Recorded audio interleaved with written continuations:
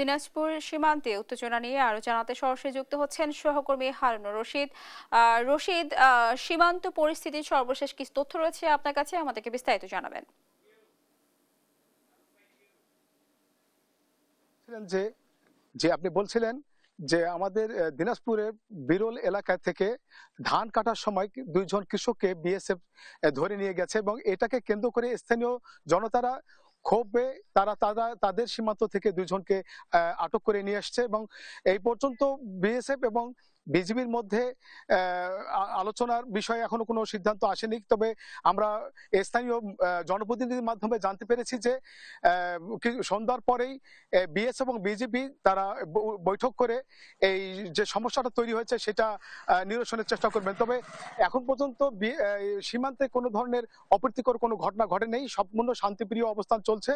তবে উৎকণ্ঠা উদ্দীপনার মধ্যে দিয়ে যাদেরকে ধরে নিয়ে গেছে তাদের পরিবারে কিন্তু উদ্বেগ উৎকণ্ঠা চলছে এবং তারা কিন্তু আতঙ্কিত।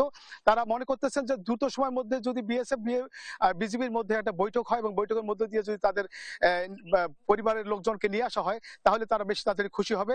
আমরা স্থানীয় জনপ্রতিনিধি চেয়ারম্যানের সঙ্গে কথা বলেছি। চেয়ারম্যান বলছেন যে দুপুর 12টার সময় তাদের কিন্তু ধান কাটতে ওই সীমান্তের জমিতে গেলে সেখান থেকে তাদেরকে ধরে নেওয়া যায়।